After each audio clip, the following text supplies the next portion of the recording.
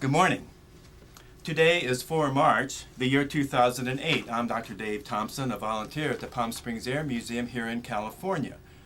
Part of our mission is to record and preserve the history of our country's military conflicts, especially World War II. As part of the Veterans History Project of the Library of Congress in Washington, D.C., we conduct interviews of veterans and civilians who participated in those conflicts. Today, I'm here at the museum with special guests Jim Scheck and Dan Hogan. And today we have the honor and the privilege of interviewing Lieutenant Jack Lyding. Lieutenant Lyding was a B-24 airplane commander in the South Pacific during World War II. So we're going to talk to him about that and a lot of other things. Nice to have you here, Jack. Good to be here, man. Okay, and I'll just sit this back down here, and you can just put your water there if you want Sure. to. Okay, good.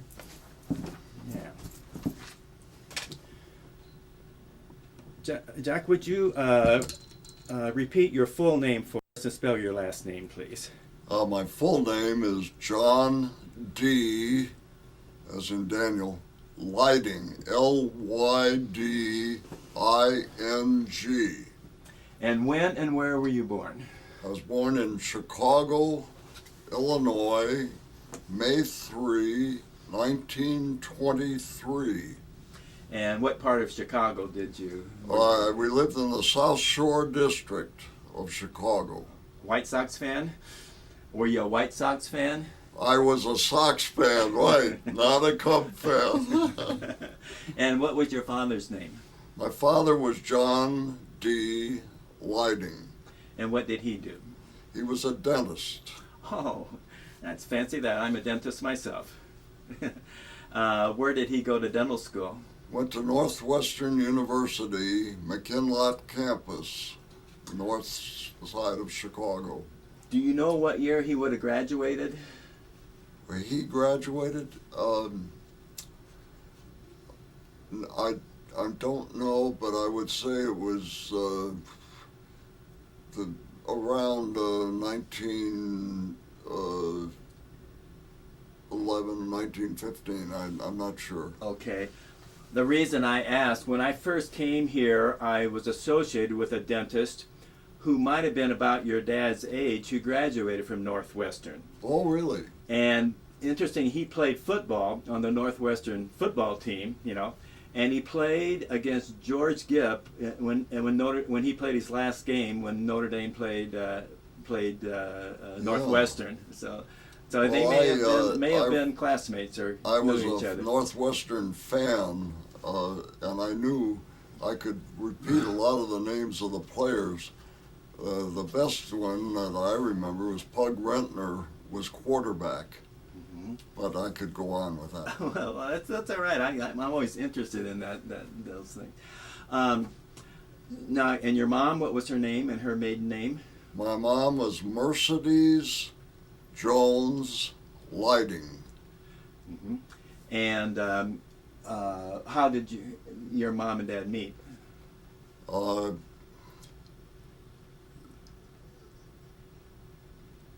I really I can't tell you how they met, right. But he was, older, 11 or more years older than my mom. And your father, his ancestors, where did they come from? Like from Europe or somewhere? Peoria, Illinois. Okay. And they were German, Dutch ancestors on my father's side. On my mother's side, there's Welsh and Canadian. Mm-hmm. And your dad's father, your grandfather, what did he do? I didn't know my dad's father. Mm-hmm. He had, I guess, had come from Germany, mm-hmm. and I thought he was. He told me he was in the shoe business in Germany. I don't know too much about that. And your mom, how did their family my end up in mom's Chicago? father and my grandfather was in the engineering business. He tested materials to be used in construction. And it was called the Jones Bureau. And he had offices in Wacker Drive in Chicago. And he did most of it. He tested materials that were used in the largest building in the world at the time, was with the Merchandise Mart, till they built the Pentagon. And I remember he would make cement blocks. I used them when I was a kid. I made railroad cars out of them, and they'd pull them apart, these cement, to test the strength. And other materials. And originally, I guess he was on tested railroad tracks, and he would ride on those carts and listen to the clicks on railroad tracks. So that was his background. I have a relative who their grandfather, great-grandfather, was Daniel Burnham, who that Burnham Parkway is named after. Name in Chicago. And he was built like the first, they considered a skyscraper at that time. They're having a big reunion this summer, and so a lot of us are going to go back and see all the places that he built and stuff like that. There's a book written, a tremendous amount about that Devil in the White City. Yes, I read it. That's a great book. Yeah, great book. And the World's Fair, was it 18? White City World's Fair, right? 1893. Yeah. My grandfather was the engineer on that Ferris wheel. You're kidding. And it, instead of just little seats to sit on the Ferris wheel, they had the size of streetcars. They did, yeah. Maybe 30, 40 passengers. And my grandmother, he would put her on and he'd run the Ferris wheel, and then they would trade the love notes when they were courting. Oh my gosh. And they'd exchange notes when it would come around. Yeah, and they said that they wanted to. Of course, they had the Paris had their World's Fair just a year recent, and they wanted to out Eiffel because the Eiffel Tower is what they had, and so they got a hold of this guy named Ferris and had him build this thing, and it had to be huge, but they eventually just scrapped it, and so it's a shame it's still not available, not around. 350 feet, something like that. It was amazing. Yeah, streetcars on it. Did you have any brothers and sisters? I had two sisters, wonderful sisters, 2 years and 4 years older. And what were their names? Joanne was the oldest, and Patricia was the next. Yeah. And they both were wonderful to me. Until I was about 10 years old and said to my mother, "What are you going to do with this brat?" And so she took me by the ear of the YMCA and enrolled me in the Hyde Park Y. And that was one of the greatest things that happened to me, because it got me away from home, and I developed in that YMCA work, and I was in the Boys Glee Club that we traveled every spring vacation around the Middle West and sang. And I have all this in a book I'm going to leave with you. Thank you. Okay, good. Well, it'd be good to get it on film too, because was your family very religious? Did you go to church very much? We went to the community church, the Bryn Mawr Community Church, and see, my mother and dad separated when I was 13. And so my oldest sister, Joanne, would take us to the Sunday school at the Bryn Mawr Community Church. And we attended regularly, but we were not avid or churchgoers. Do you remember the address of the house that you grew up in? 7126 Luella Avenue in Chicago. And where did you go to grammar school? Bryn Mawr grammar school. Okay. And what kind of a neighborhood? Was it an ethnic neighborhood that you grew up in? What was It that was it was a middle upper income South Shore. Now it's all black, African American, and How far from the lake was your? How far from the lake were you? oh, we were just 6 or 8 blocks from the lake. Yeah. South Shore District. It was a very nice area to live in. Now, you probably grew up during the Depression. Did that impact your family any? Yes, very much so. My dad was a downtown dentist, and he had a very good practice. As it turned out, sad story, but he had 2 families, and we didn't know it. And so we were very cost conscious. You know, we'd turn out lights if we didn't use them, and we were very frugal. Did you have odd jobs when you were a kid growing up? Yeah, I delivered filtered water, and they would take the gallons and pick them up and take them to the filtering plant and fill them and pull them in my coaster wagon when I was very young. And then when I was in college, then I worked waiter. I was a busboy first at the faculty club at the University of Chicago, and then I graduated up to a waiter. And I always had jobs. I was producing, helping with we all helped. My oldest sister was the beauty queen at the University of Chicago, and she became a professional model, and she got paid well for her pictures of, like at Walgreen Drugstore at State and Randolph in Chicago. It had a huge picture of my sister in there for some skin cream or something. Yeah. And my other sister worked at in the off season when she wasn't in school. She worked for Stevens Company, Charles A. Stevens, which was very fine ladies dress store. When your sister, the model, did she do anything for Petty?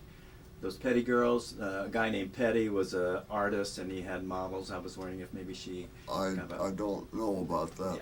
Yeah, in Chicago. Okay, and also going to the university, we're jumping ahead a little bit. I'm going to back up, but while I'm on that, thinking about that, did they play football at University of Chicago when you were there? And they used to... They were, when I was there, the University of Chicago had won more Big Ten football championships than any other school in the Big Ten. And, but we gave up football in 1939. We had lost, we had the first Heisman winner. Jay Berwanger? Jay Berwanger. And incidentally, I introduced Jay at our national convention in New York in 1987, I think it was, 87. And he was my idol, and I thought he was the greatest football player I've ever seen. I still feel that way, because he played both ways, defense and blocking, tackling, running, everything. And so I'm glad you recognize his name. But I want to go back to your question. Why did they give up football? Oh, good. Well, Michigan beat them 85-0. Ohio State beat them 63-0, and Illinois beat them 46-0. And Robert Maynard Hutchins, who was made chancellor at the University of Chicago in the earlier 30s, they brought him from Yale. Hutchins was brought from Yale when he was 29, and they made him chancellor. And so he went into the locker room after that disastrous season, and he said, "I think I have a solution to our problem. We're going to give up football." we were still in the Big Ten when I went Yeah, there. right. And so in '39 we quit football, and How did that go over? I mean, it seemed Well, like that was a shock to everybody. they played intramural.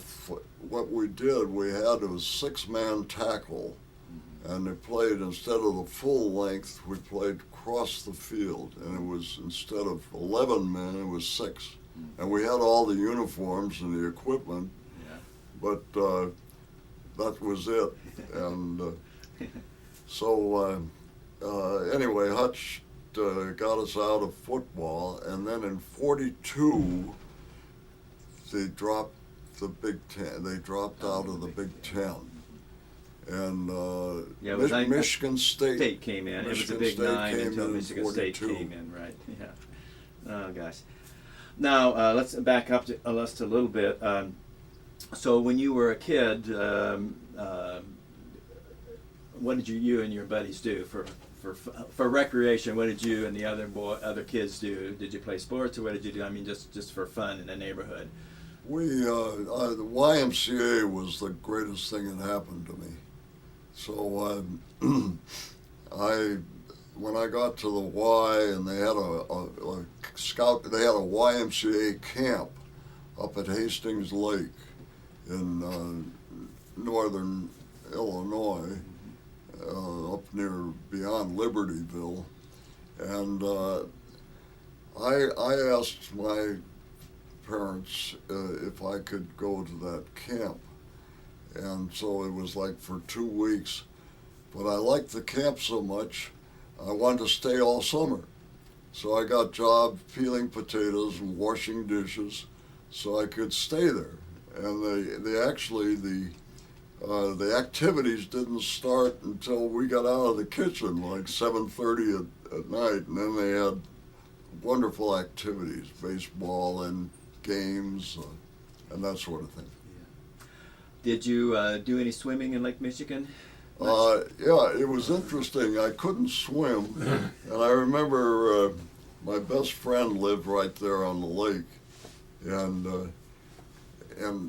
I was kind of you couldn't swim, and I remember this fellow, this man with my best friend's property there, the fellow picked me up and whirled me around, threw me out in the lake, and I thought I was going to drown, but anyway, I got back. But at the Y, I learned how to swim, and I won some medals swimming there at the Y. I swam across at Lake Hastings, not a long lake, but I swam across it, and I had swimming medals at the Y camp, and I was there all summer by working. Yeah. Who were some of your favorite White Sox players? Luke Appling, come on, Luke. I was going to mention the first glove I had as a kid was a Luke Appling glove. Yeah, it had to be. And Monty Stratton, because he shot himself in the leg, and they had to amputate his leg. Jimmy Stewart played him in a movie. Yes, right. And if you give me time, I'd think of all the players. Gabby Hartnett was with the Cubs. And did you go to a lot of the Sox games? Yeah, we'd take the elevated.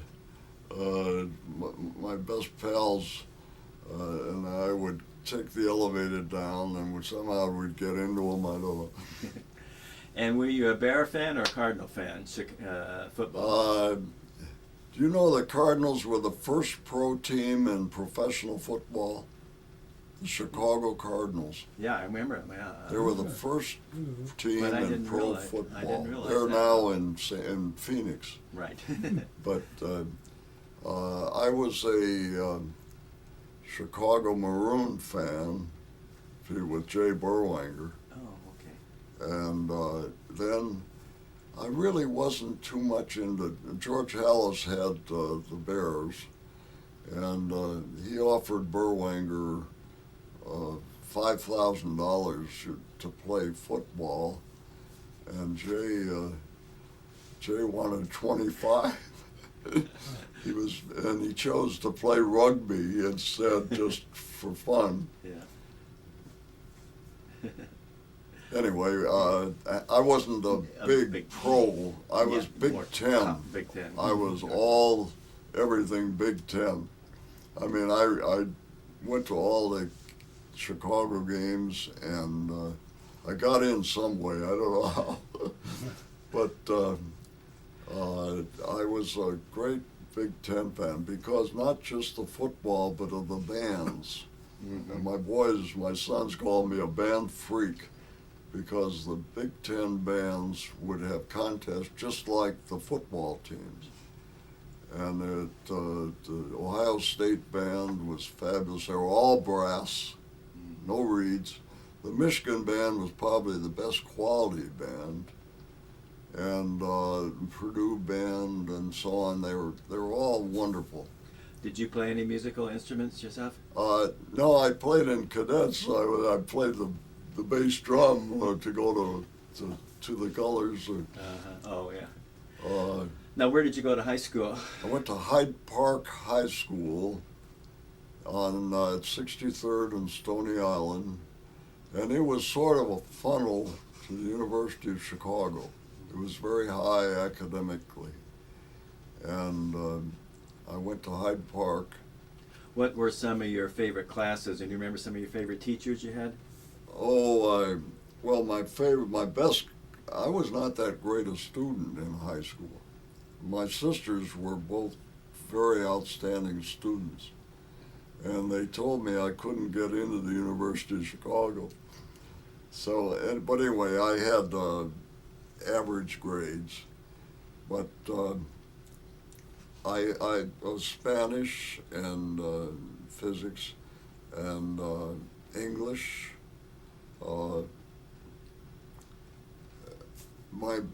The only superior grade I got was in Spanish. Mm-hmm. But how did I get into Chicago? Oh, Well, I was. Go ahead. No, go ahead.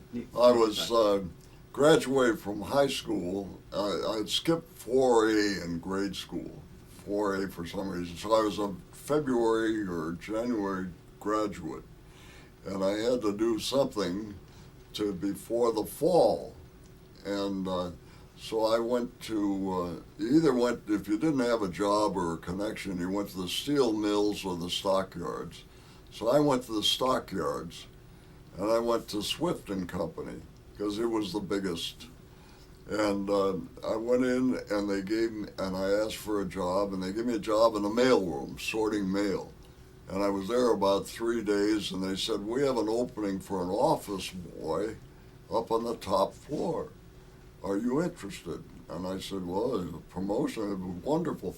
So they sent me up there, and it was in an office for Harold Swift and Charles Swift and Ollie Jones. They were the three top men of Swift and Company. And there were 3 office boys, and I was really Harold Swift's office boy. And so I would run errands for him. Well, I had to wear a coat and a tie.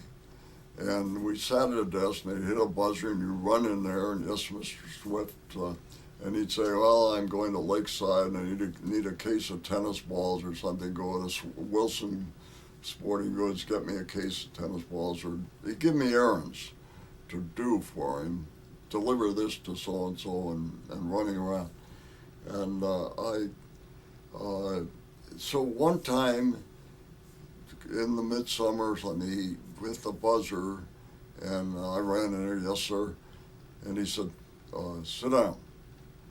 And I thought, oh my golly, what have I done? So he said, young man, what are you going to do with your life?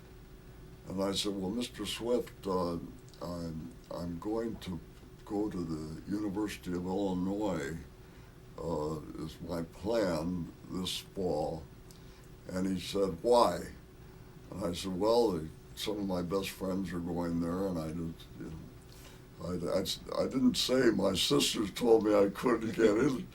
So he looked to me and he said, I remember he put his finger in my chest and he said, "You will go to the University of Chicago."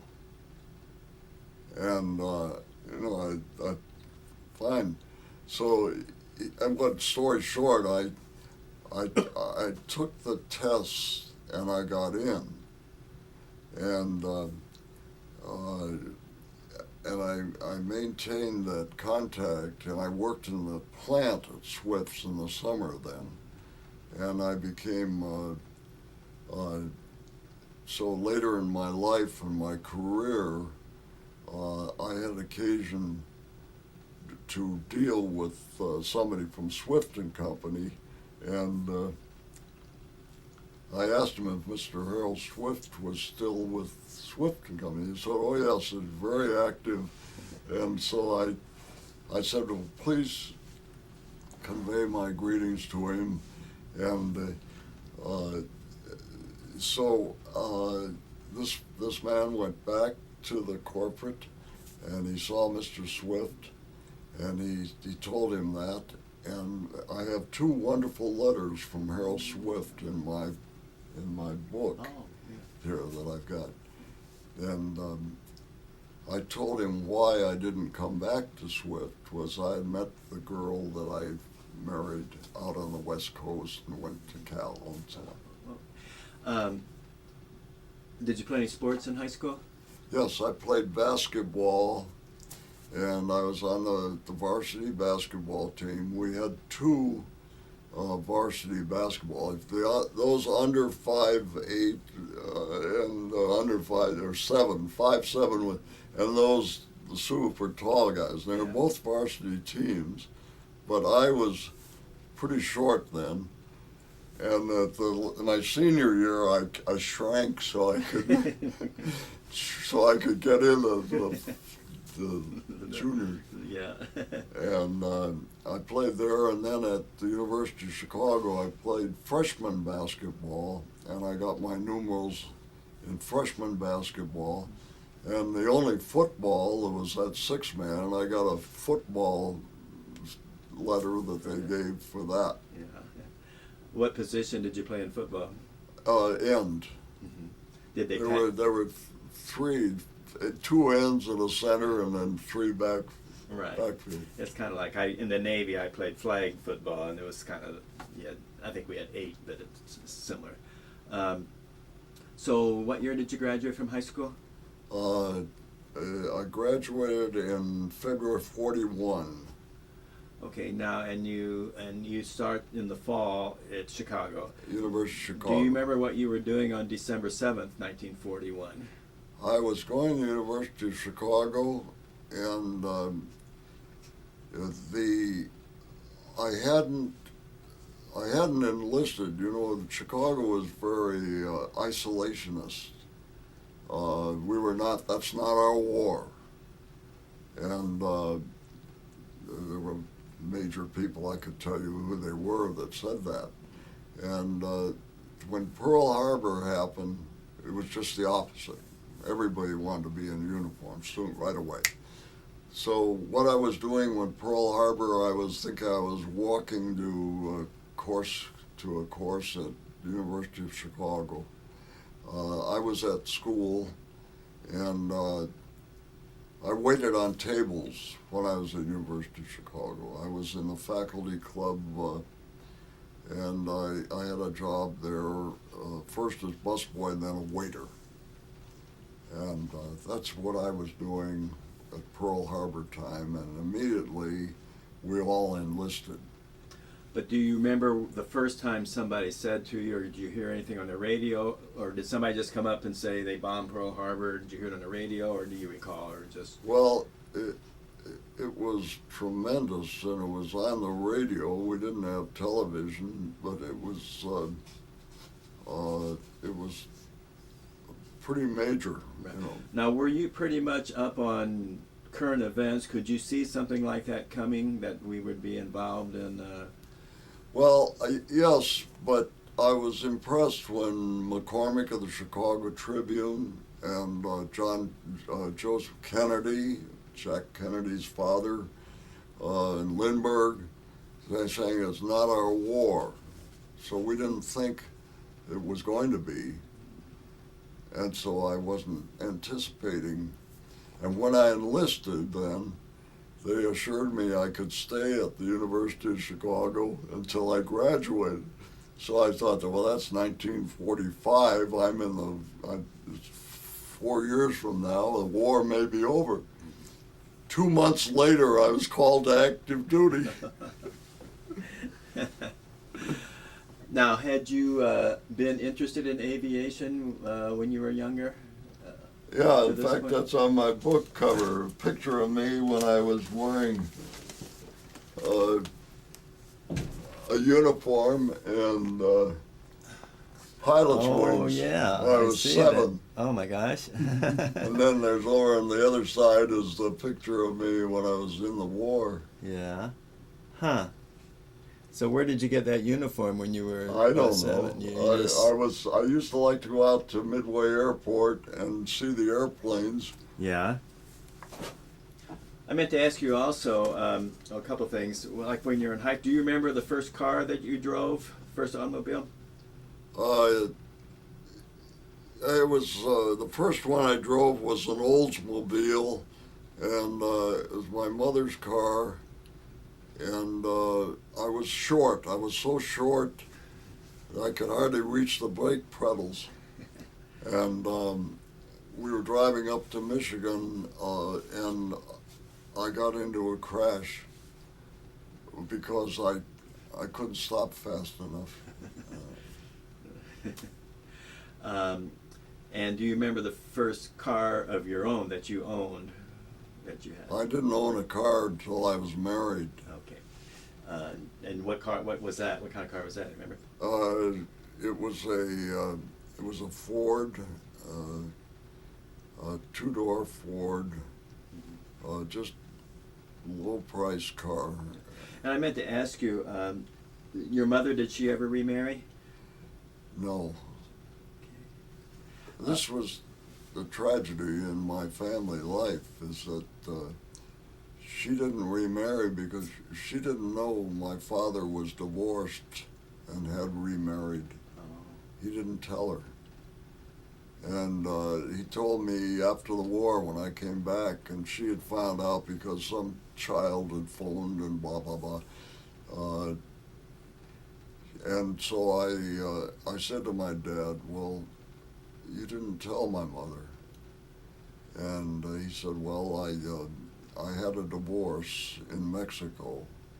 And it was the tragic part of my chapter in the book. Now, you yourself, when you were in high school, did you have any special girlfriends? Yeah, I had in fact, I've written about her, and she was the prettiest girl in the school. And we had like, I don't know, 3,000 or something. And she lives in San Diego now, in Chula Vista. Chula Vista, yeah. And her husband was a great basketball player and fine guy, Dick. And so I went down and visited her, and I got a picture of her when she was a high school girl. What was her name in high school? Marion Carlson. And now it's Marion Fuchinik. Anyway, I've got a picture of her in high school in my book, and then I've got a picture when I took her out to lunch at Hotel Coronado in San Diego not too long ago. That's really good. Okay, so now you've enlisted and you get called up. So where do you go for your first well, as I said, I thought I was going to be able to stay in school. Well, it was the Air Corps. No, it was the Army Air Corps then. Yes. So we were in the Army. Right. So I got called in on February 23, 1942, and went to Wichita Falls, Texas, basic Army training. I mean, trenches, and it was just Army. We weren't Air Corps. Right. We weren't flying. No, but And you, so I was- they told you could apply to the cadets. Oh well, we had. I thought I had applied to aviation cadets, Right. and it ends up it's Army Air Corps, and I'm in the Army. Okay. So then I go through like 3 months of that basic training Army, and then from that we went into what was called aviation student, and they send you to a college, and you're in uniform. You march to class. And that was at San Marcos, Southwest Texas State Teachers College. And that's where Lyndon Johnson went. I think it's Southwest Texas University now, and they got 30,000 students. It was just a little college then. And so I went there for everything was 3 months. And then finally we got to San Antonio and became aviation cadets in San Antonio, and then I was in cadet training, 3 months in pre-flight, 3 months in primary, where you learn how to fly, and 3 months in basic, where it's a bigger plane, a Vultee vibrator we called it, and then they selected me for multi-engine instead of single engine. And they sent me to twin engine training in Pampa, Texas, advanced, and that's where I got my wings and my gold bars. So what class were you then? 44D, 44D. Okay. April of 44. Did flying come easy to you? Pardon? Did flying come easy to you? I was so determined. It wasn't easy, but I remember I said in the book there, when they turn you upside down and you're hanging by your seatbelt and all, and it's an open cockpit, and it wasn't easy, but when I soloed, you wore white adhesive tape on your leather helmet until you soloed. And so you didn't want to be the last one to solo because that darn adhesive tape. So when I finally soloed, you don't think you're not sure you're ready yet, And so when I came back, he took that adhesive tape off my helmet. But then they start saying, all right, he said to me, I want you to take it up there and spin it. And so that's something else, see. When you put it you stall it out and kick it into a spin. And so the first day I did that, he sent me up there, and when I came back, I hadn't spun it. And he knew. He said, why didn't you spin it? That's the first thing he said to me. So I decided that night, because I was going to go out there again with that instructor, see, and I decided that night, I don't care if I kill myself. I want to be a pilot. And if that happens, that's all right. So I took it up there, and I kicked it into a spin. And then you jam the reverse throttle, and you pull it out. You stall it, you pull it out of the spin, and that convinced me I could do it. Yeah. Now, were you disappointed that you were going to multi-engines as opposed to when that? No, I wasn't that great a single engine. I had trouble with slow rolls. I love snap rolls. You just reverse and snap them. I love snap rolls, but reversed a slow roll, it was more difficult to hold it in when you're upside down and so on. So I was all right, but I wasn't that great. But they said you weigh over 150 and you're muscular, so you're multi-engine. Yeah. And so you finished up your multi-engine school. Where was that? Where you finished up and got your wings? So I got my wings at Pampa and my gold bars, not blue bars, gold bars, and they sent me to transition Now, school. what do gold bars denote? Gold bars, lieutenant. Okay. Guys that got their wings that were not that great, they called them flight officers. Right. And they wore blue bars. Oh, okay. A lot of co-pilots had blue bars. And so anyway, they sent me to transition school in Fort Worth, Texas. And that's where I learned to fly a Liberator. Good time. Let's go over here. Let me give you a pencil here.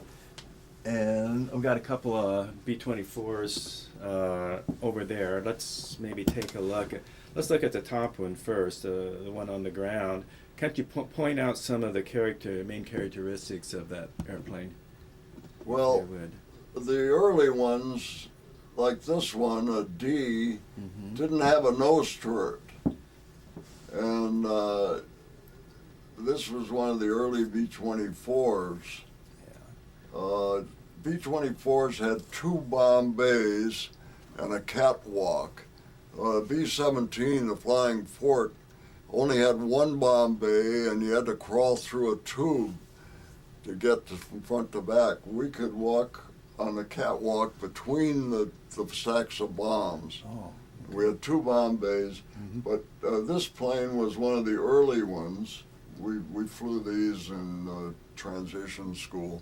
Yeah. And then later on, the J's and so on, they had a nose turret. And this was what we flew. I took a brand new B-24 off from Fairfield and flew it to New Guinea. There were 46 of us took off in brand new B-24s. And it was like this one. Uh-huh. And how many crew members as a rule? 10. Okay. And armament, how many guns? Oh, we had 2 waist guns, a ball turret underneath, a tail gunner and a nose gunner, and a top turret. All 50 calibers, right? All Right. 50 calibers. And the it was hydraulic as opposed to, it had hydraulics, whereas the B-17 did not. They had electrical, I guess. Yeah, we had a hydraulic on our landing gear and our, I think of the flaps. I know because the first time I was on instruments was up there in combat training up in Walla Walla, and we got into snow, bad weather, and they told us get down wherever you can. And so I was letting down, and the ear problem. The inner ear was, and my inner ear told me one thing, but my gyroscope said another thing. And it's a good thing I remembered my instrument training is you do what the gyroscope says, not your inner ear, because otherwise we would have crashed. And I had my guys working. In those days, we had rubber boots on the leading edge, and then later on we got heat in those leading edge. But the guys were working the rubber boots to keep the ice from forming on the leading edge. And but that inner ear and believing my instruments is what got us down. And I found a strip at Spokane, and we landed there. Yeah. Fairchild Air Base is up by Spokane now. Fairchild Air Base is up near Spokane. I visited there before. Well, this is the municipal base there now, I think. It is. it was interesting because they were not a major Air Force base, and it was Air Force for some reason, but they had this big hangar, and it was that night where you used to have the Coca-Cola spotlight bands.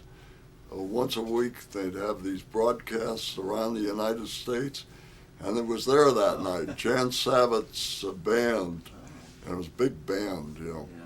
Yeah. And so we were all just dripping wet and dirty, and everybody in that theater was all scrubbed and proper.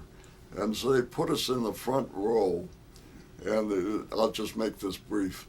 And they, right outside of this hangar, it was open just a little bit, and that was my plane was there. And there were no other B-24s around. So Jan Savitz's band, and at the intermission, some of the players came over. You know, they saw us in this dirty uniforms, and we were all, what's with this?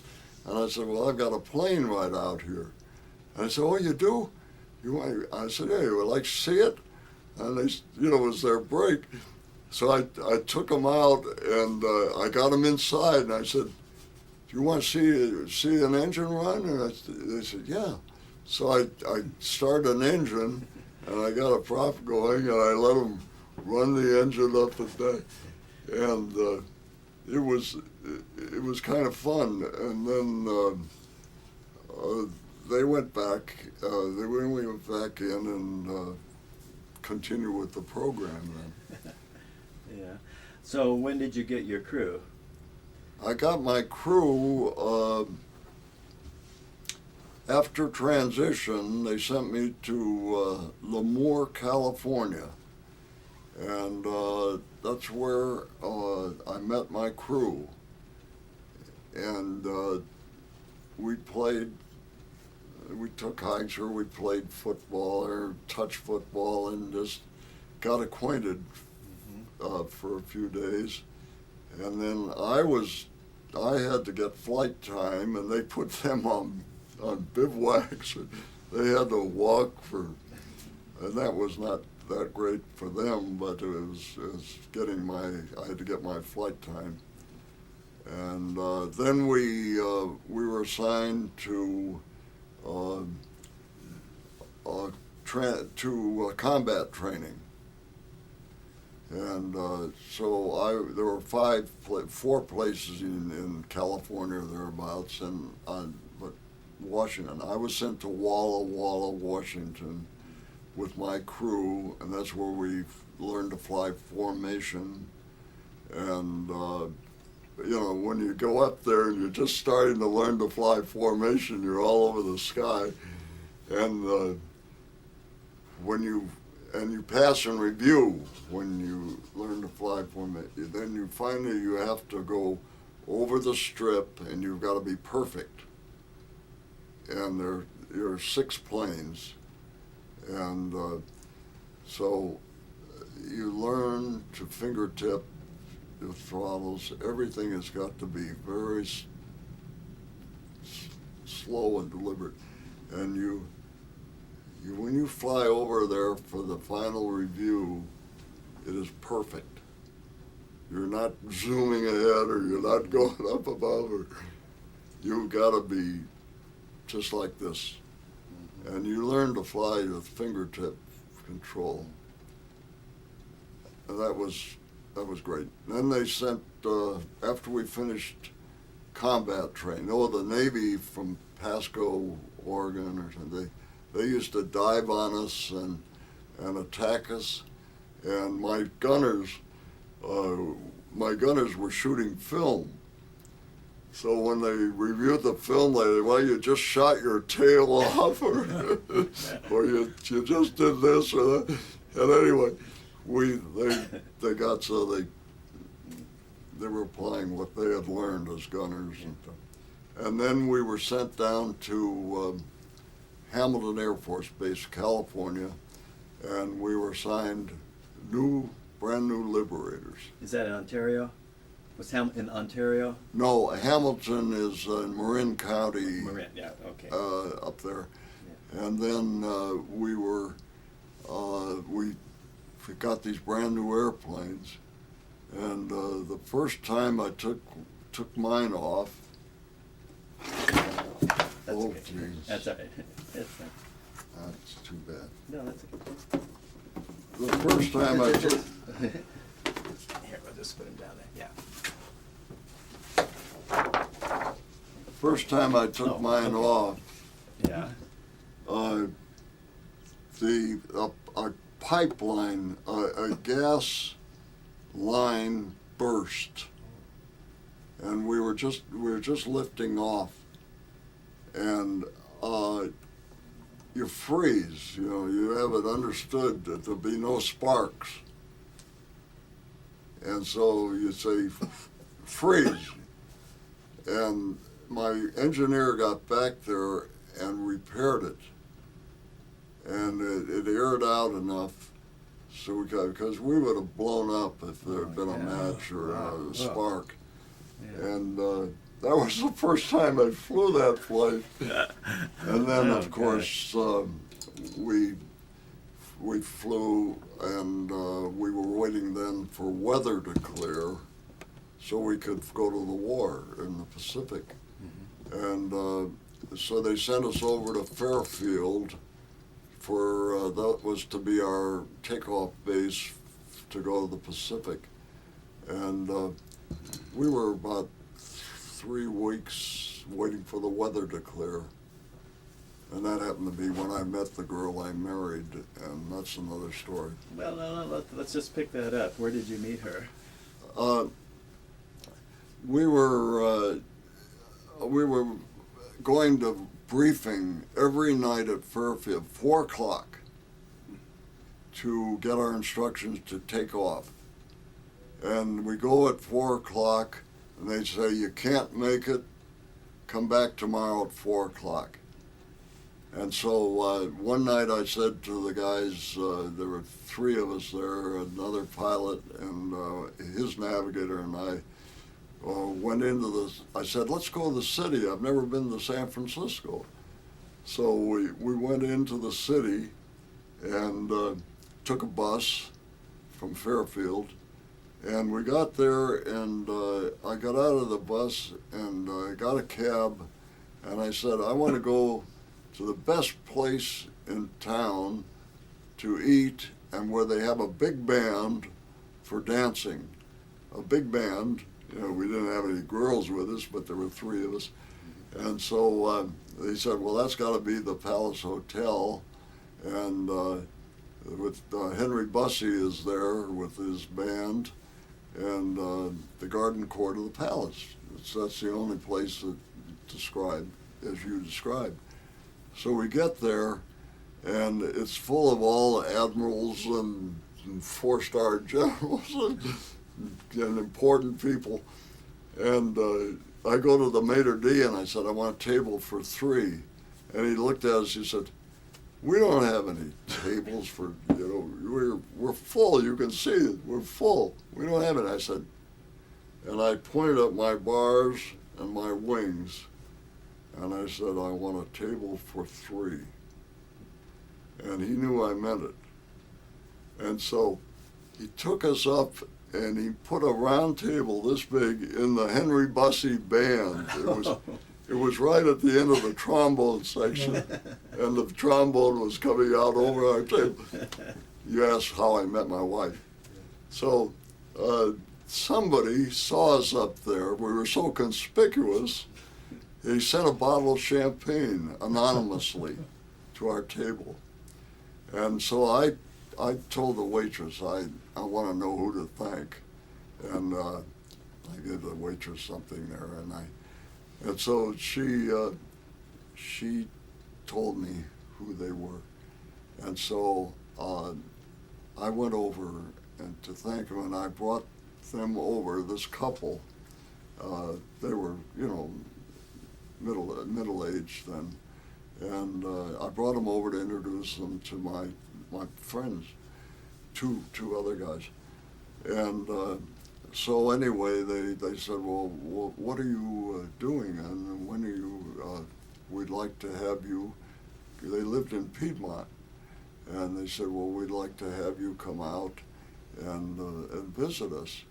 And so I told them, well, we were on this go to briefing at 4 o'clock every night, and so anyway, so it so happened that a week later, I said, well, why don't we go into San Francisco? Here was 4 p.m., come back tomorrow. It was just going on and on.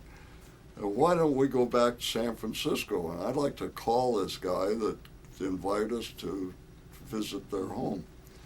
And story short, I got there and I called that number he gave me. And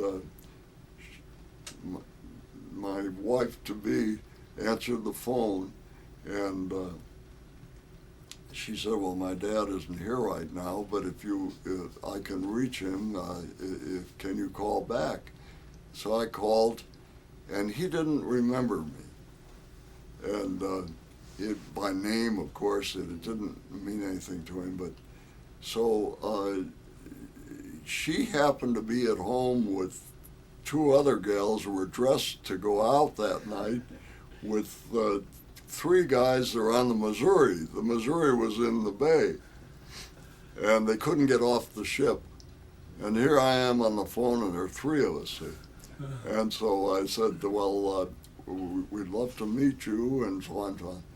So anyway, she told her dad, and he said, well, just stay together. Whoever it is, just stay together. And so they came down to the Greyhound bus station, and they had this car, and they, you say you kick the tires to see how the gals are, and they were dressed, ready to go, and they looked at us, and we looked fine.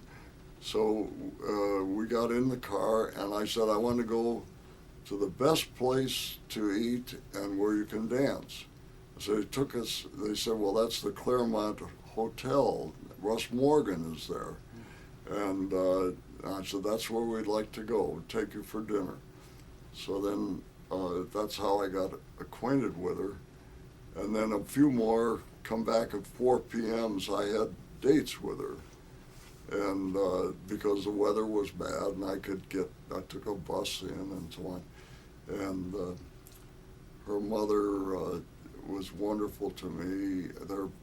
Her brother had been killed in the 8th Air Force, and anyways, that went on for a few nights. Then they were having this big Christmas party, and they invited the 3 of us for that, and there had a lot of people in. And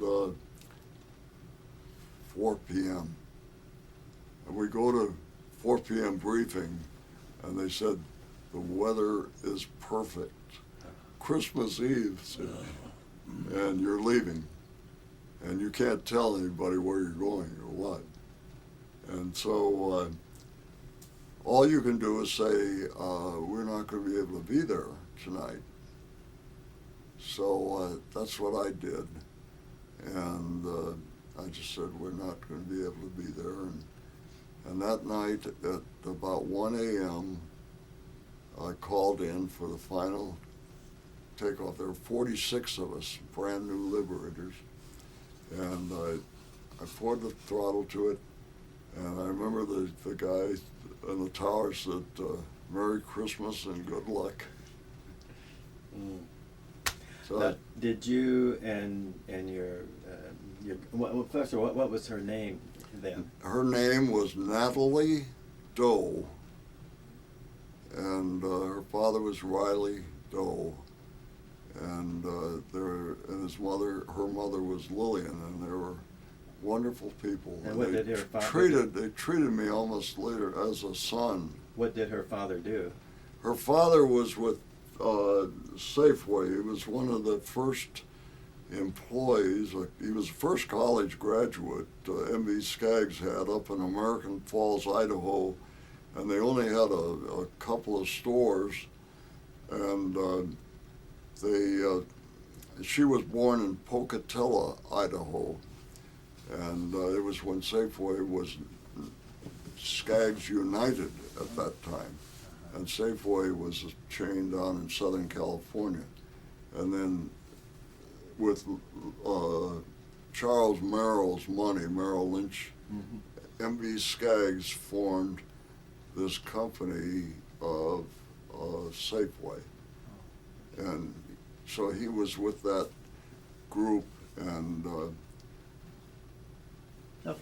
Did you write when you were overseas? Yes. Did you write back yeah, and forth? I wrote to her, and so I was one of the early ones out of the war because I finished 45 missions, and the bomb hadn't dropped yet, and it was still a very active war, and so I had orders to come home, and then the bomb dropped, and all that did for me was slow me down getting home, because they sent us to Clark Field, and there was no way to get home. I couldn't fly home. I was in a tent mud village, and it was just really rough on us. Living in the 13th Air Force was rough enough in the Jungle Air Force, but tents, but that was worse. And so. Well, do you have any letters still that you guys wrote back and forth to each other or anything while you were overseas? overseas? Yes, I have those letters. It would be nice to maybe to make copies to add to your story, those kind of things, and photographs. I know you brought a lot of stuff, but that would be nice too if we had something like that. You'd like me to send some of those? Yeah, or sure. Okay. Yeah. Or copies I of them just or ran whatever. Across them the other day up in the attic. I think it's great. I mean, things like that makes it real personal when you're okay. Okay, so now you're flying out. Now you're going to be over the water for quite a long time. Means you got to depend on your navigator, I suppose. And so tell me a little bit about that.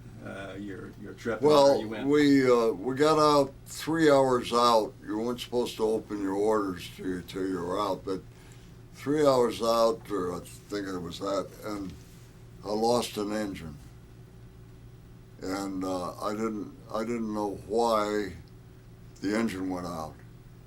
And so then I decided, they load your plane with mail and supplies. You don't fly an empty airplane over there. They're loaded to the maximum. And so I knew the only thing to do was to try to go back at that point. And so you go through the checklist of what you're yelling out, so on, to the co-pilot. Well, story short, he didn't tell me about this until we got to Hawaii. But he had done something and knocked off the ignition. And that's what did it, see. So in the checklist, I'm calling out the checks on the checklist, and then he brings it back in. And so he didn't tell me what had happened. So I'm sitting there for 13 hours watching that needle, thinking it was going to go again. I nearly shot the guy when I got to Hawaii, and he told me. But anyway, we're coming into Hawaii, and it was we're in I call like I was flying in a bottle of milk. We're on instruments. And I thought, well, on the radio we get a build. We think we're going right into Hawaii on their local broadcast, see? And we hear music or something.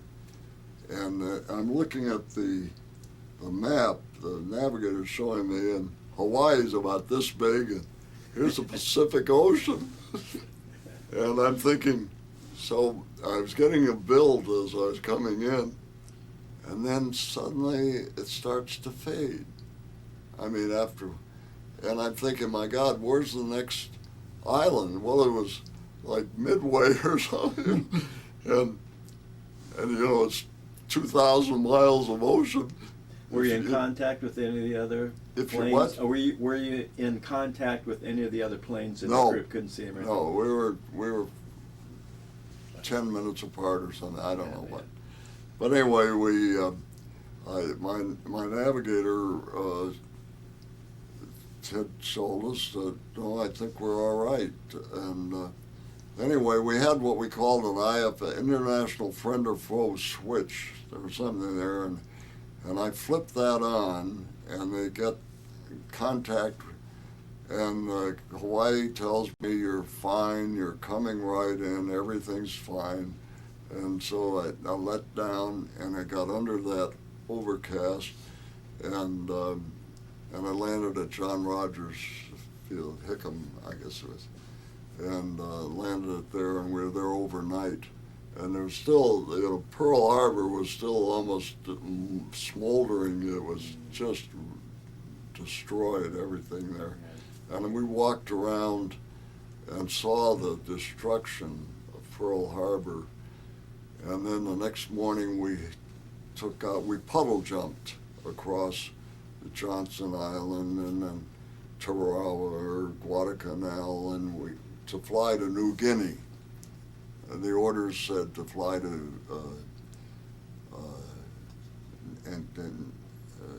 Biak, I think it was New Guinea, and then we were sent to Nadzab for some initial bombing. We bombed Rabaul, and we bombed Biak. Rabaul, see, down there where I was with MacArthur was down there, and his idea was to island hop to get back to the Philippines.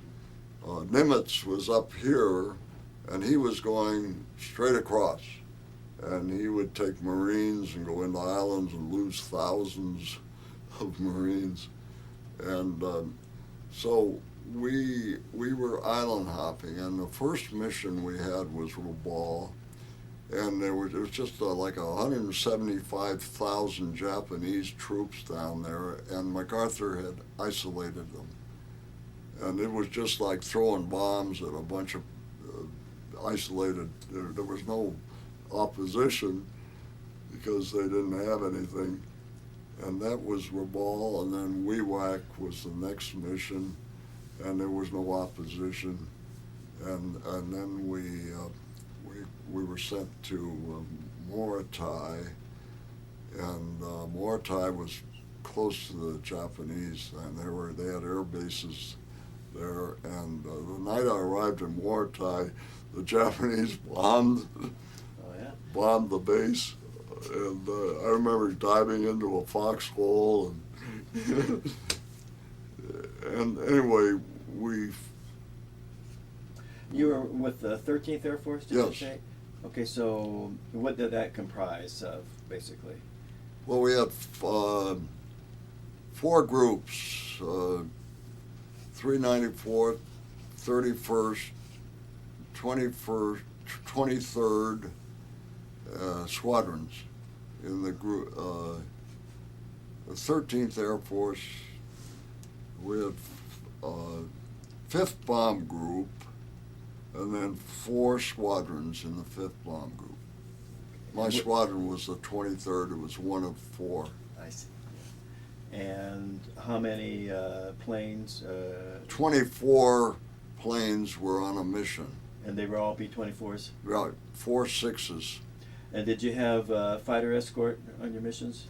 No. The Japs' fighters were mostly up there around Nimitz area, and there wasn't. We had a 1 or 2 you spot, but they didn't attack you if you were in formation. How about the anti-aircraft fire that you? The anti-aircraft was very severe in Borneo, and especially Balikpapan, Borneo, and that was that refinery. Right. And I think I told you that story. No, not me. Oh, didn't I? Yeah. Well, Doug, I told you. Anyway, story short, Don't make it short. No, that's we're flying down there. It's a beautiful day, the blue sky, the ocean, and we're getting down to Borneo and to Balikpapan, and suddenly you look over there and the sky is black, and you think, oh, what's that? And so we had a bomb. We had a bombardier that was a very experienced man. He had been a bombardier in the 8th Air Force. I think he was a major rank, and he was the lead bombardier. And we used to call our bombardiers toggle ears because they weren't individually doing it. They'd toggle on the leader. Right.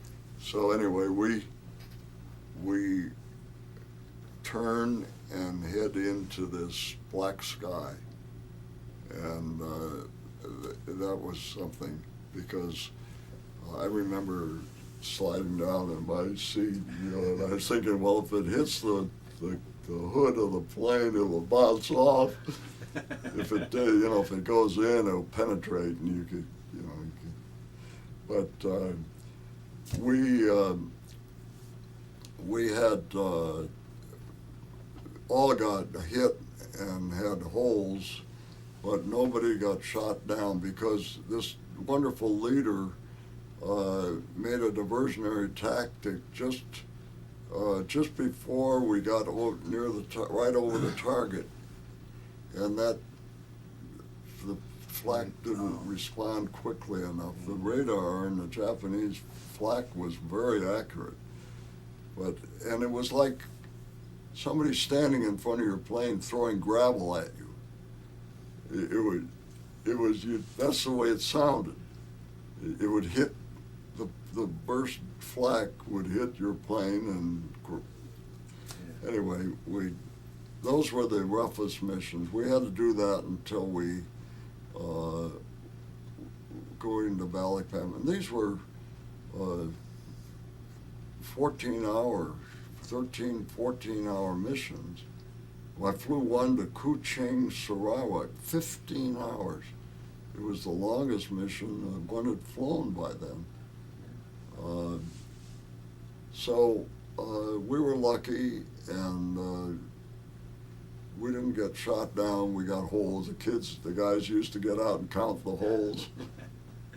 And did your crew stay together the whole, for all the missions that you went on? Except the co-pilot, and I had taken a bottle of VO, I think, over with me for a special occasion. And this guy was kind of a maverick. He dyed his hair pink, and but at that time I wasn't too happy with him, and I don't know how it worked out. But then he left us, and I remember when he left, I gave him that bottle of VO. Just thank you, but we're through. And but then I had one or two co-pilots, and they were wonderful guys. Well, except for the one of them forgot to give me half flaps on takeoff one day, and we're taking off when we had one plane take off and crash and blew up and guns firing and everything, but you usually have half flaps on takeoff, and I called for half flaps, and I guess he didn't understand, or he didn't give me half flaps, and so we're using a lot of runway, and I'm looking at the end, and so I decided, well, I'm going to ease it. I have to, get off here. And I lifted it and I tried to it up very slowly and got it up. And then I say, all right, flaps up. And he said, oh, we didn't have half flaps. So anyway, that was the only problem there. And the other time was we were do anything to get credit for a mission.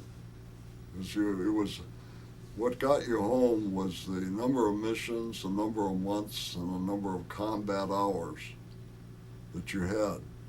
And those factored into saying when you could come home. And so you didn't want to miss a mission. So I remember telling one time I told the crew chief, the master sergeant owned that airplane. We were just assigned to fly it, but it was his airplane. And I remember one time I said, well, I can regulate that control, so this engine's all right, you know. And one time he reached over and I had my thing on, and he got so he said, this plane is grounded. And we missed that mission. Anyway, another time the crew said, Jack, you've got or Lieutenant, you've got a leak in your number 3 or number 2 engine, and we're throwing oil. And I said, well, how bad is it, and so on. And we thought, well, we're 8 hours out, and maybe we can make it. Maybe you had to make a decision then, and it got worse. And so the engine went out. And so I called for feather number 3 or feather number 2, whatever it was, and he hit the wrong feathering button. So I had 2 engines out and a full load of bombs. And there was a red lever there that was wired down. And with that lever, I could open the bomb bay doors and I could drop all the bombs. And so I just reached down and I pulled that out of the floor. I ripped that lever out, wires and all, and the bomb doors opened and all the bombs went out. And I remember my bombardier called me and said, "Where are my bombs?" And, we were just going down like that. Yeah. So I had to lighten the load fast, and so we got home and alone, and that's when you're looking for interception, because they see you're alone, not in a formation. So I had the guys throw out everything of weight, any weight, guns, anything of weight, and we got home, and they weren't very happy that I had turned back and dumped my bombs. And anyway, they said, well, the colonel's going to lead the mission the next day or the next, and the plane, they have to check out, calibrate the compass, and do all these things. And we want you to take it up, test hop it. And I said, well, we just finished this experience. And he said, well, you're going to test hop this plane. And so I remember taking my parachute and throwing it at the guy. And so there were just my radio man, my navigator, co-pilot, myself, and the engineer. I think there were 5 of us. And we took it up and test hopped it, but we all threw our parachutes at the guy. We were so PO'd of it. And we test hopped the plane, and it was fine, everything, and we got home. And story short, the next flight then, the colonel, flew that plane, and he told us in briefing that we would fly through the Zamboanga Pass at 8,000 feet. He was new. He was a West Pointer, but he was a light colonel, and he was going to lead this mission. And so we went and we completed the mission, but he said, we're going to fly back through the Zamboanga Pass at 8,000 feet, I guess to conserve fuel. And so all us young guys, we knew that the mountains were up to 12, 13,000, you know, or at least 9 or 10, and on either side of Zamboanga Pass. And he said, we're going to fly through at 8. And he had bumped the pilot from this crew. The pilot was not on the ship. He had taken over the crew himself as a leader. Story short, we were in a battle of milk, I said. You know, you're on instruments. And so all us young lieutenants, we just figured there's no use tempting these mountains, and we rose up to 12, 13,000 feet, which would be over, and then maybe we used a little more gas, but that was it. End of story. He flew into a mountain. He did. Lieutenant Haviland killed all those crew members and himself. And in the 1970s or 1980s, they found his dog tags on a mountain, Haviland. And of course, I wrote up in the 5th Bomb Group News, I wrote up this thing, written previously about it, and then they found his dog tags, which confirmed what I had said. So how many missions did you fly altogether? 45. 45. In what period of time?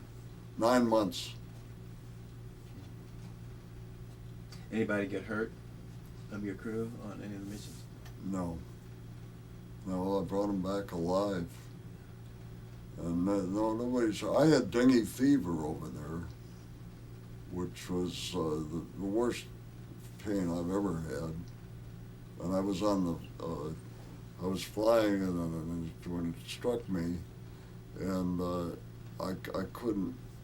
I never had pain like that in my life, or since. Now at VA, they ask you about pain, 1 to 10.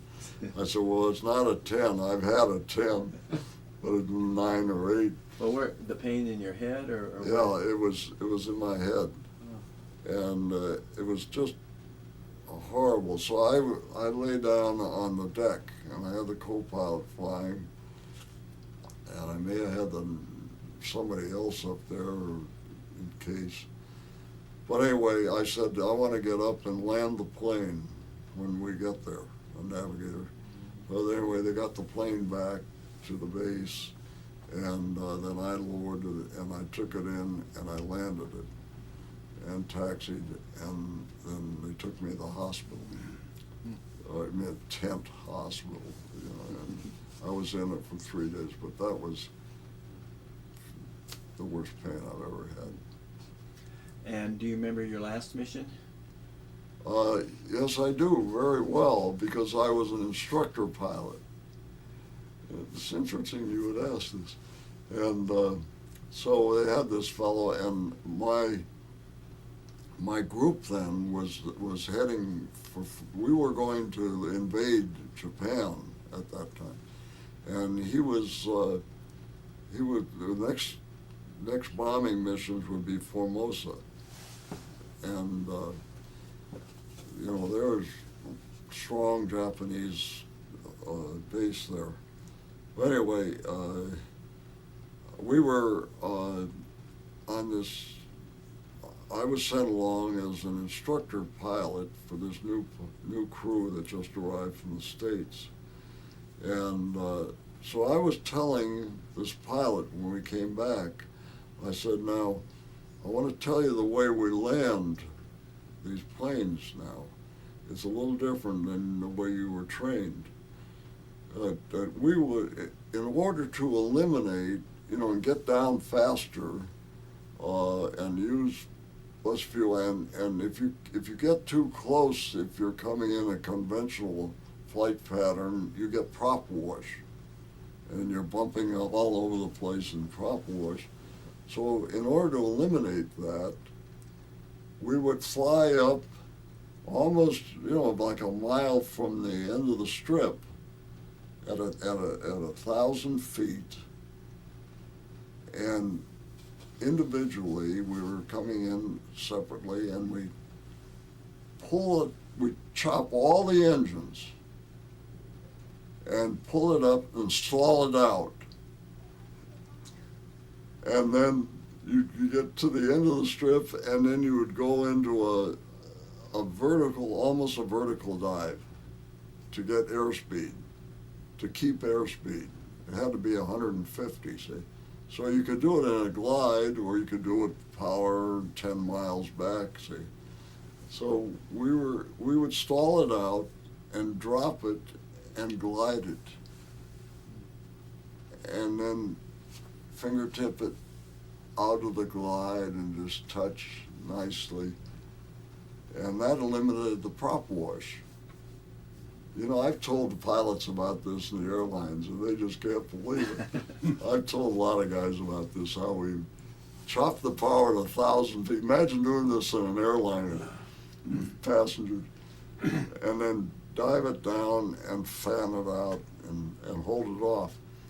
So anyway, I'm telling this pilot, first pilot, and I'm in the right seat.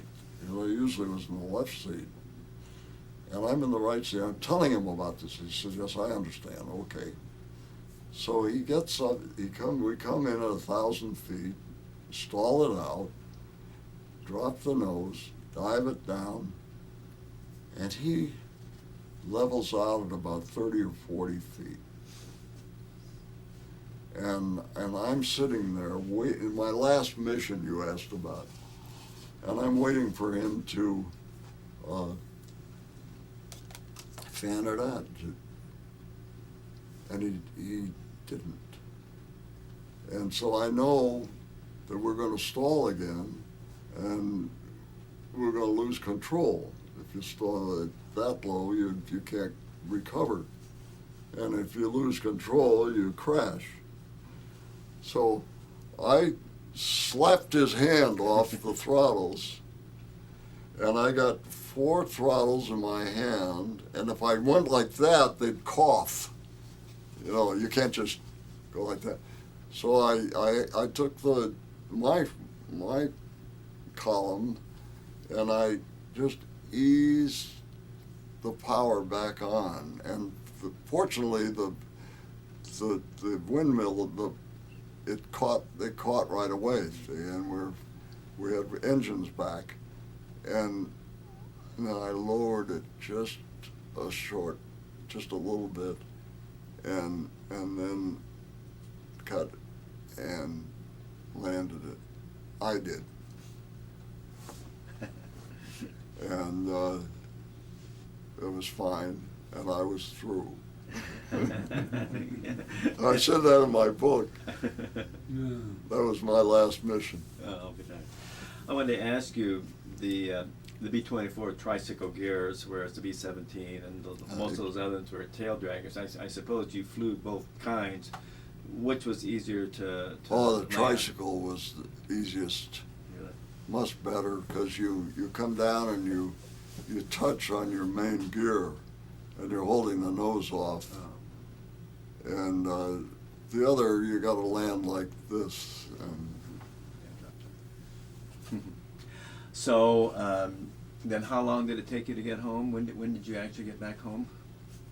Oh, 16 days on a banana boat, troop ship. In San Francisco or where? In San Pablo, or San Pedro? Or San Los Pedro? Angeles, San Pedro. San Pedro. Yeah. And so, do you have any thoughts of staying in staying in the service, or did you just plan on getting out right away? I stayed in reserve, but I had no, I wanted to, I figured I was very lucky to get out of that alive. Yeah. And as it turned out, in the reserve, I was called back. I was at Cal, and they called me in, and I was in for 3 days, and they asked questions, and every question I'd say, no, do you like to fly? No. do you want to get back in? No. And so they had so many guys who were not doing well as civilians that gradually it seemed that a lot of them wanted to get back in. So then they told me go home. So I went back and I graduated from Cal then. Well, did you get engaged right away after you came back? Did you get engaged right away? Any what? Did you get engaged to your girlfriend right away? Yeah, and then I picked up that courtship, and that's why I settled in California. And I was one of the early ones back from the war. And a lot of her other boyfriends were still coming back.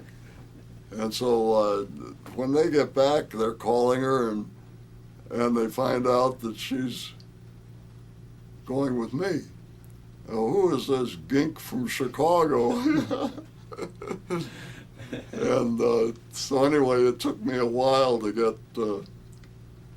acquainted in Piedmont and to get accepted.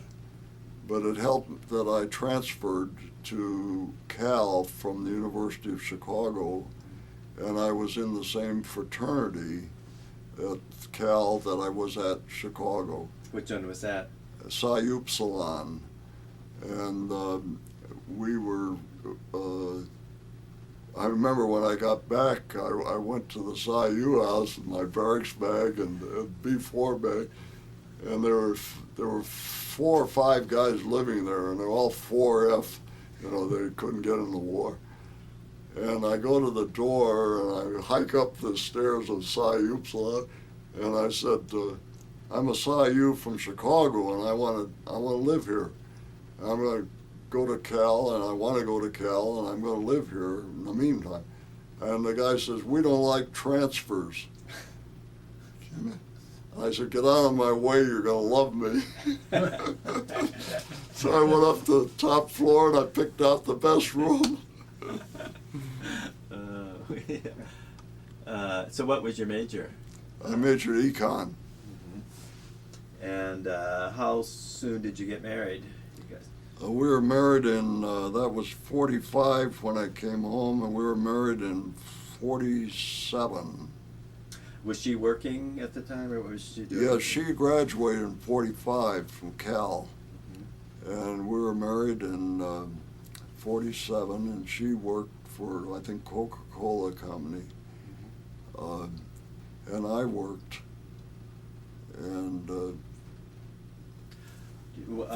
so what year did you graduate from Cal then? I graduated in June of 48. I went to summer session and worked. Anyway. Yeah. Did you follow football, Cal football and stuff like that when you were at Cal? Yeah, I worked for the team, as a matter of fact. I guarded the football team in 46, and I carried the chains in the Wisconsin game, I remember. And I was, there was another fellow in the house. We had the senior manager, and we got jobs, you know, and I put the curtains up at the Harmon Gym so that nobody could watch the plays being practiced, and I guarded the gate to keep people out, and we had a football, and we'd throw it back and forth, and we just guard. And so that's that. Then I worked every Sunday in the drugstore in the city. That's where I was learning the drugstore business. Yeah. Because Riley, the Safeway man I was telling you about, said, the grocery business is up to here. He says, get in the cut rate drug business. So I followed his advice, and I went to Long's drugstore, and their first store was in Piedmont Avenue, and I went in there and I asked for a job, and the guy said, we don't need any help. So M.B. Skaggs of Safeway, Long was his son-in-law, and then M.B. and Skaggs had financed Joe Long in Oakland, and he financed a guy named Merrill Reese in San Francisco, and it was Merrill's Drugs. And I said, well, next time I'm going to ask for the owner. So I went and I saw Merrill Reese, and he hired me, and I worked weekends and vacations for Merrill in San Francisco, and that's where I developed my knowledge of drugstore business.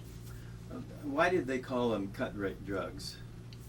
Why was it called a cut rate? Because they were discount. Oh, okay. Then they were cut rate drugstore. Yeah, I heard the term, but I never really thought much about it. So where did you live when you first got married? We lived on College Avenue, in just on the Oakland side of Claremont, and it was right across from Edie's, which became Dryer's ice cream. And it was in a new apartment building, and I saw this building being built, and the guy that built it would only hire veterans. And so we were with a wonderful group of, we call it the 5920 Club, and there's 5920 College Avenue. Oh. And so what did you do when you graduated then? Well, then I decided, everybody's going to insurance or real estate or one thing or another or grad school. And I decided that the drugstore business wasn't too bad, and there was a future there. So, and the head of Merrill's had told me, Merrill Reese, had said, if I had another store, you'd be the next manager. And he used me as an assistant manager up for a while, a year. I was with him for several years. And then I decided he's not going to open another store. And so I was assistant manager out on Chestnut Street one time. I went and I called up Safeway and I said, I want to make an appointment with the division manager. I want to come in and talk to him. Well, they made an appointment, then they broke it. And then I called again, and I finally got an appointment, and I went in and I said, I want to talk to you about putting in health and beauty care, toothpaste, Band-Aids, Alka-Seltzer, all that into the Safeway, other needs, And the division manager says, you want to work for us, you start out as a food clerk, like everybody else. And I said, Mr. Bartlett, I'm not going to be a food clerk. Thank you for the interview, and I left. A year later, I got a call from the man at Safeway, and he said, I'd like to meet you. And so we met at the Shattuck Hotel for lunch, and it was Quentin Reynolds, and he later became head of Safeway. And he said, after we got acquainted, talking about what I had been doing and so on, he said, we're going to build the largest Safeway that's ever been built, and it's going to have a drugstore in it. And it'll be, we've filled in a quarry out there at 13th and Market and DuBois in San Francisco. And he said, we're going to have the biggest Safeway in the company, and the biggest volume, and we're going to have a drugstore in it. And we're looking for someone to set it up and run it. And so I'm your man. Yeah. That Quentin Reynolds, that's not the war correspondent. No. Oh, okay. No, this was not that one, but right. He became CEO of Safeway some years later. So Did you retire from Safe? Did you stay with Safeway all? 34 years, yes. Right. I figured, see, Merrill Reese had worked for Safeway, the guy, the drugstore man. And so I figured, yeah, I worked for him for two to 3 years, I guess. And then, so anyway, I was 34 with Safeway, but I had that drugstore experience too. Now, Safeway, now they've merged, I think, with, are they with Bonds and Safeway? Are they Yeah, we acquired, we were the largest food chain in the world when I was there. And then after I retired, they went through the leverage buyout with KKR, Colbert, Kravis, and Roberts, and then they started chopping off divisions that weren't doing so well and reduced the size of Safeway. I wasn't in there; I was retired by then, and I don't know what your question was. Well, I was just, a lot of the food chains have kind of merged or that sort of stuff. So we sold some of these divisions, and we sold, I think the Los Angeles division either merged or sold to Vons, or we acquired 35% of Vons. Yeah. And story short, it became Vons. And we acquired, instead of 35, we acquired all of Vons then. And so Safeway owns Vons now. That's what I thought. We have a Vons pavilions that we like very well and close to where we. So did you live in the same place? Was this all up in San Francisco that you worked? Yeah, I was fortunate to be able to then, after working with Quentin Reynolds and setting up that store, and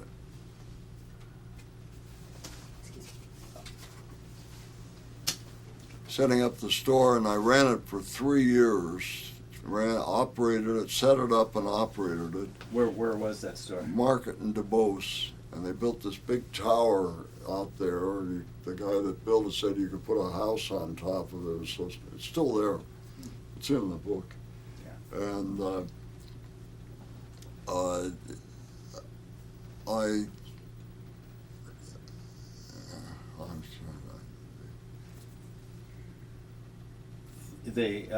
I was asking you, that was the first Safeway that you set up there in Market Street?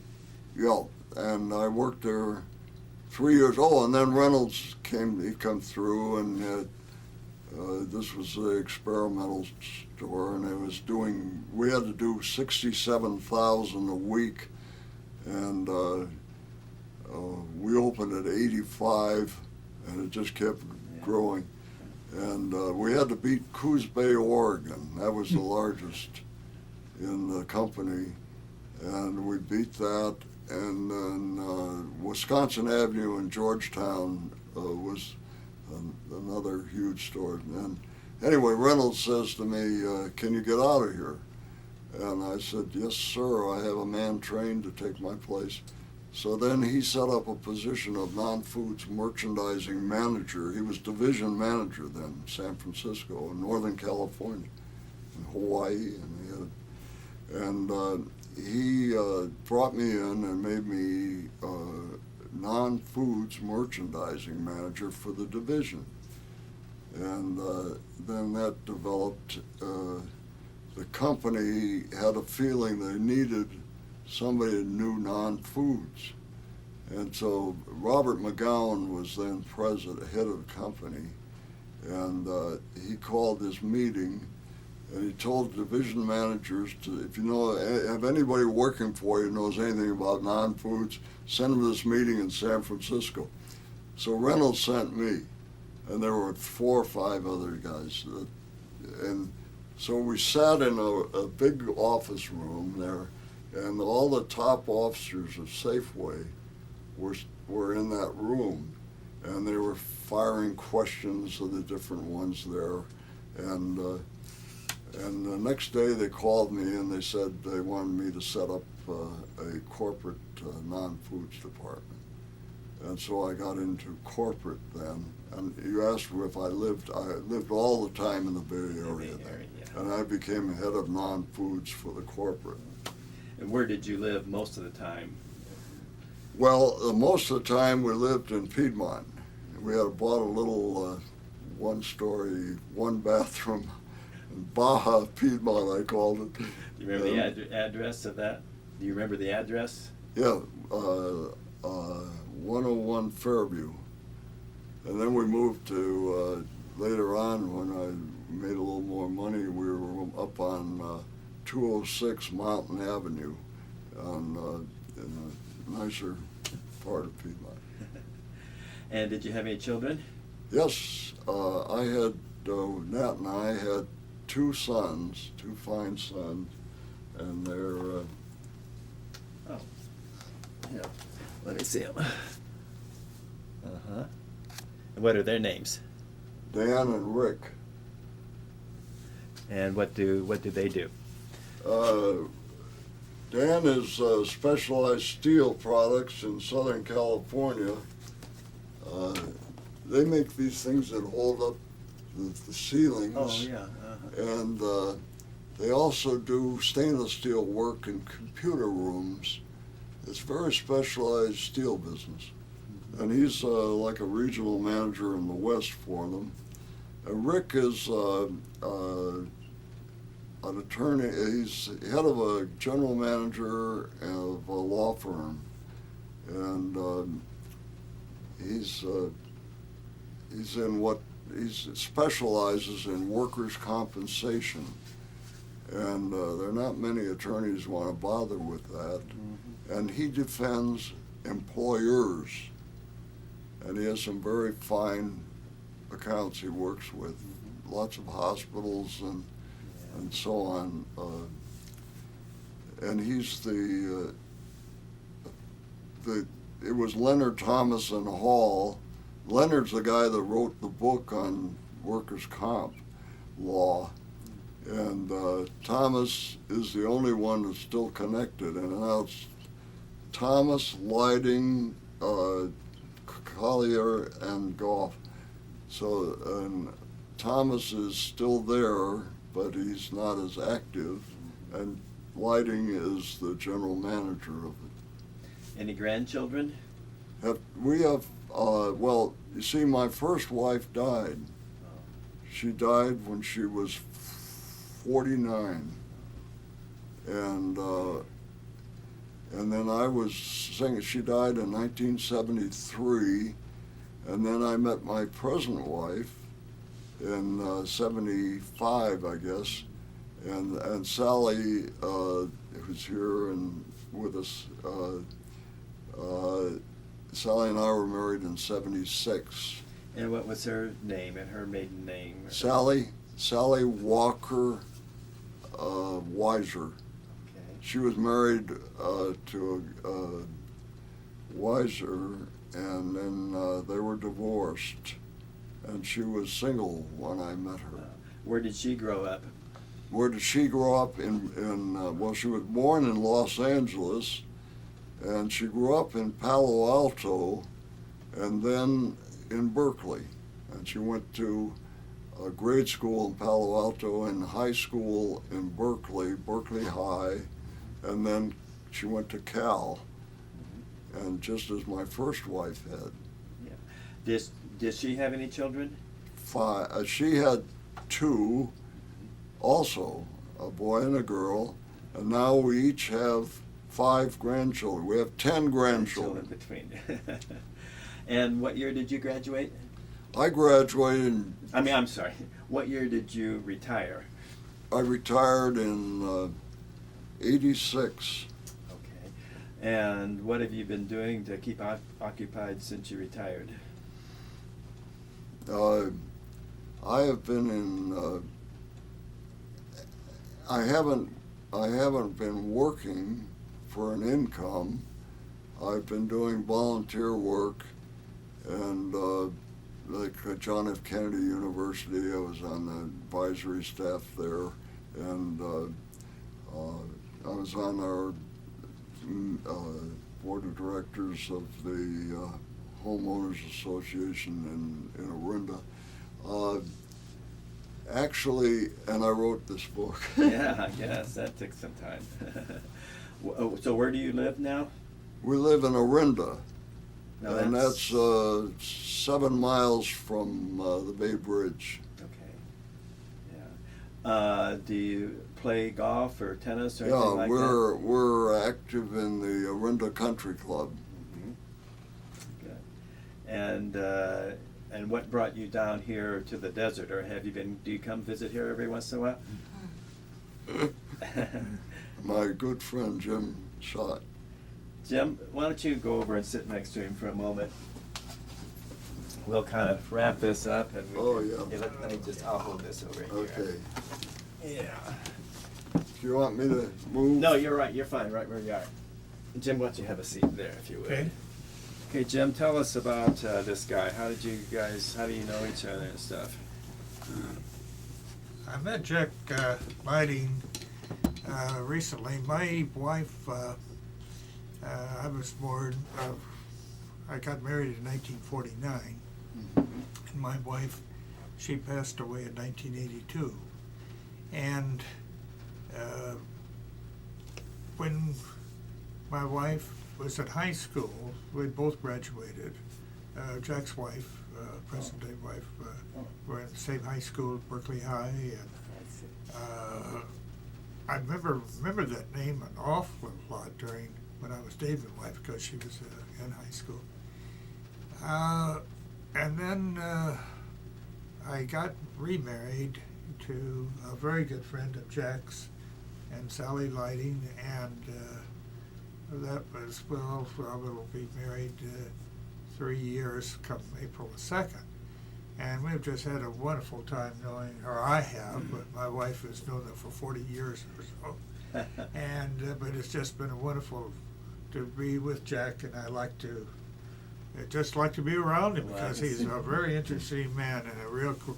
Well, it sounds like it's a mutual admiration here. So where do you live, Jim? I live down here in Palm Desert. I did live up in the Bay Area most of the time. Well, I lived 25 years in Marin County, San Rafael, and then I built a home up in Green Valley, which parallels the Napa Valley. And I lived there for, I think it was 18 years. And my wife died when we were living in that home, and I sold it, and I've had a place here in the desert, built the first place in 1989, and I didn't use it too much, but I knew that really when I wanted to really become inactive in the business that I was in, I wanted to live in the desert, so I bought a place down in Palm Desert to be on a golf course, play a little golf. That's good. What golf course do you? It's Chaparral. Oh yeah, sure. That's nice. I know that. And when did you first start coming to the desert? When did you? I started coming to the desert in 1951. Really? And we came down then for the next 10 years we came down every year. And then we kind of didn't come down so much, but I always loved it down here. So we just saw Frank Sinatra Jr. at the McCallum a couple nights ago, and he was talking, did a lot of the songs that his dad didn't get a little history about his dad being here in the desert, and he started coming here pretty much around that time, in the early 50s, it sounded like. And what was your business that you were in?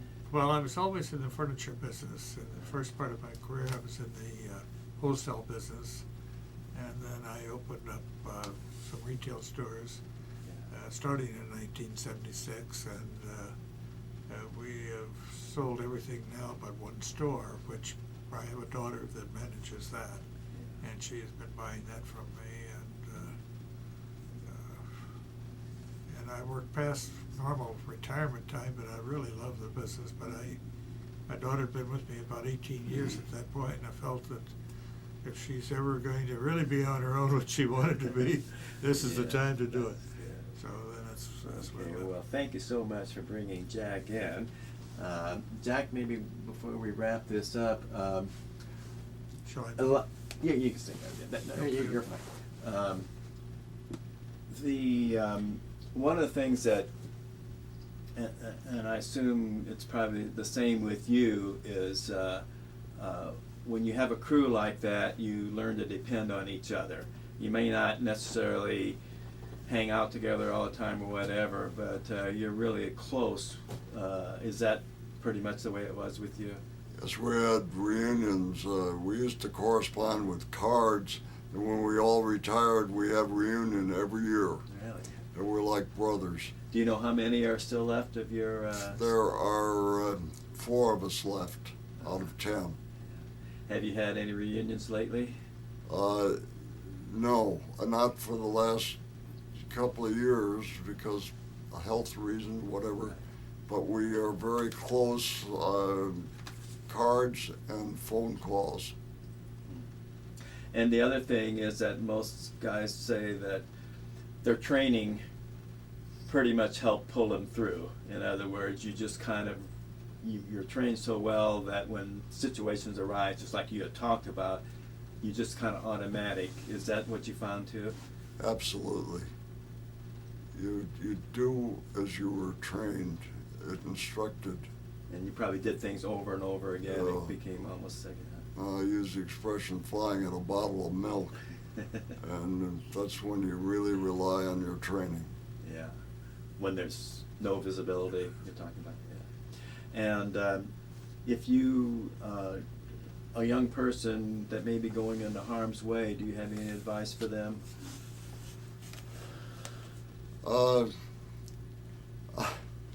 I wrote a last chapter there on this subject, and there was a good friend that lives down here and also in Ketchum, and he wrote 3 reasons or ways to succeed. Team, let me see, it was esprit, teamwork, creativity, and a sense of urgency. Those were this man, and he's a very successful, he's 90-something now, and he's got one of the biggest businesses that I know of.